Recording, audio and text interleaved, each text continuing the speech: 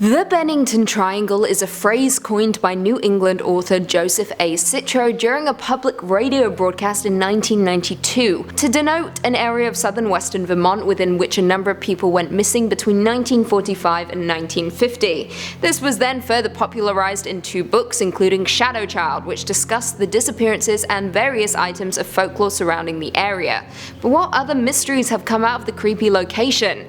Well, today on Top 5 Scary Videos, I'm going to be counting down our list of the top 5 scary mysteries about the Bennington Triangle.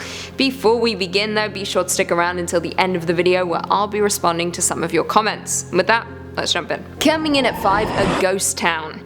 Ever since its very first day, Glastonbury seems to have been a ghost town. In 1761, Bennington drew the boundaries on the map without even setting foot on the land. At the time of Vermont's first census as a new state in 1791, only 6 families inhabited it. These first settlers found life on Glastonbury Mountain difficult, as would residents ever after. By 1800, they had been replaced by 8 entirely different families. Of these 8, only 3 would stay on until the next census 10 years later, and only one of these would remain in later decades. By the late 1880s, however, the mountain had been cleared of nearly all of its mature trees, and the town's economy dipped dramatically.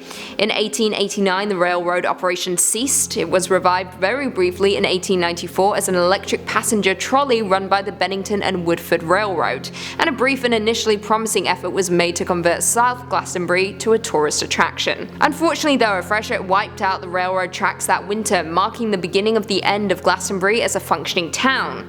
The town was unincorporated by an act of the state legislature in 1937 and is now essentially a ghost town. The population was 8 at the 2010 census.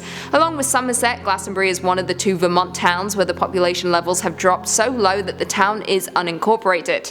The town has no local government and the town's affairs are handled by a state-appointed supervisor. Coming in at 4, strange occurrences. Reports of strange lights in the sky and sounds with no explanation have constantly been reported in the Bennington Triangle area. These reports have led to speculation that there are UFOs and perhaps wormholes in the area. However, the strangest report may very well be that of the Bennington Monster. Thought to be an early Bigfoot, the monster has been described as well over 6 feet tall, with hair from its head to its toes. The first sighting was reported in the early 19th century when it supposedly rushed a stagecoach on a washed-out road. The beast apparently knocked the stagecoach onto its side and fled into the dark with a roar. In 1967, another monster would appear on the mountain, the Wild Man of Glastonbury, who lived in a cave near Somerset. Reports say that he would often descend into nearby Glastonbury in the Bennington Triangle in order to harass women. He did this by pulling open his coat and revealing his naked body while waving around a gun and scaring off anyone who would stop him. However, things didn't end there. In 1892, a sawmill worker, Henry McDowell, drunkenly bludgeoned a co-worker to death with a rock after he heard voices telling him to attack. He was ultimately committed to an asylum but managed to escape and just vanished. In at number 3, the disappearances. The Bennington Triangle's most enduring mystery surround the disappearances that plagued the area between 1945 to 1950. During that time period, several people vanished on or near Glastonbury Mountain. The first to disappear was a 75-year-old man named Mitty Rivers, who served as a mountain guide. He was leading a group back to their camp in November 1945 when he got too far ahead of them and out of sight. In that short amount of time, he vanished into thin air. Now, it is unlikely that he became lost considering he was an experienced mountain guide. However, that still doesn't negate the fact that he was never seen again. Paula Jean Weldon disappeared next at the age of just 18 years old on December 1st, 1946. Weldon was a sophomore at Bennington College. She had set out on a hike on the long trail and was alleged to have been seen on the trail itself by an elderly couple who were about 100 yards behind her. According to them, she turned a corner in the trail and then she was gone. A search was conducted but no remains or evidence was ever found. Next was James Tedford, a veteran who went missing on December 1st, 1949, exactly 3 years after Paula Weldon disappeared. He was a resident of the Bennington Soldiers' Home and had been visiting relatives and was returning home on the local bus bus when he vanished. According to witnesses, Tedford got on the bus and remained on the bus until the last stop before Bennington. However, somewhere between the last stop and Bennington, Tedford vanished. His belongings were still in the luggage rack and an open bus timetable was on his vacant seat. The fourth person to disappear was 8-year-old Paul Jepson on October 12, 1950. He had accompanied his mother in a truck, during which time she left her son unattended while she fed some pigs.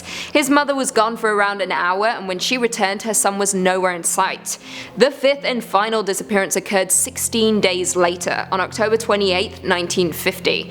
Frida Langer, 53, and her cousin Herbert Elsner left their family campsite to go on a hike. During the hike, Langer slipped and fell into the stream. She told Elsner to wait and she would go back to the campsite to change her clothes. However, she didn't return.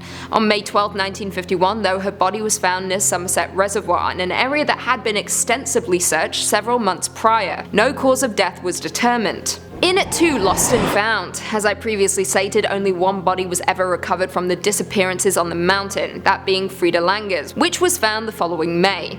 Search parties conducted extensive searches, heavily combed the field she was found in, leading authorities to assume that there was indeed foul play. However, upon discovering her body, decomposition had already set in, limiting insight into her cause of death. However, it was the advanced decomposition which only served to further the mystery.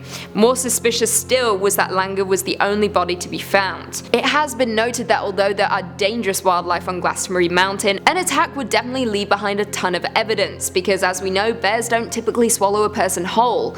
The fact that there was zero evidence left behind frustrated authorities, with both Weldon and Jepson wearing bright red coats that would be easy to spot. Not to mention, Rivers and Langer disappeared seemingly into thin air without being too far away from other people. However, the strangest occurrence was that of Tedford, who seemed to have just disappeared into thin air on a moving bus that no one saw him leave. Weird. And finally, coming in at number 1, serial killer. The pattern of disappearances in the Bennington Triangle has led some folks to speculate that a serial killer was responsible. All of the people I previously mentioned who vanished did so within the winter, suggesting that something other than coincidence was at play. The first disappearance happened without a trace, and Langer's body was found in a location that had previously been searched. Perhaps the serial killer was on the loose and was incredibly successful at abducting and killing people near the highway or on the mountainside. And perhaps, like many serial killers, they were showing off when they placed Langer's body back out into the open following the extensive search already done in the location. It would also make sense why no traces have ever been found of any of the victims. However, saying that, it would be incredibly risky for a serial killer to abduct people in plain sight and near witnesses, especially on a moving bus, which in turn has left a lot of doubts in people's minds. Perhaps it was something more supernatural. However, that explanation tends to lack substance. When newspapers first reported on the Bennington Triangle, the explanation was tied into Native American legends. However, in the 1990s there was a shift towards UFOs and other ideas popularized by the X-Files. Regardless, we may never find out what truly went on in the Bennington Triangle. Well, there we have it. Do you guys agree with that list? Were there any scary mysteries about the Bennington Triangle that we missed? Leave us all your thoughts and feelings in the comments down below. Before I go though, I just want to respond to a few comments from one of our last videos, top 5 scary horror movies that ended careers. Gareth Jones said, "Love the Pale Queen, she never minces her words, which is awesome but scary at the same time." I never mince my words, I like to crush them. Kaiser Krauser said, "Mistress of Darkness, today you were hardcore, dropping bombs, you okay?" I'm never okay. I love to drop some bombs here and there, but in that list I was particularly savage. I don't have regrets, but I'm sorry if you weren't prepared. Carol/Cheryl Powell said, "You liked The Happening? Wow, I've lost all respect for you, Lucy." In what part of that video did I say I liked The Happening? I actually said I hated it. I hate The Happening. It's the worst film to ever be. Never in my life would I say I like The Happening. Nature Boy said, "What if I was in a horror movie with Lucy and she was the killer? I wonder how she would kill me." I'd kill you with a fork. Or a spoon. Two very painful items. A spork. Slow and painful. Strifer said, "Lucy, can I chew on your chin?" Yes, you can. Never had that before, but it seems like a fun fetish I would enjoy. And on that note, if you haven't already, be sure to give this video a big thumbs up, subscribe and turn on notifications so you never miss another scary vid. And until next time, see you later. However, somewhere between the last stop and Bennington, Tedford vanished. His belongings were still... Please be louder. Please.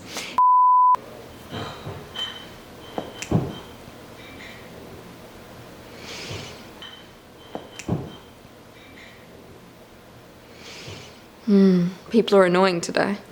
Very loud and annoying.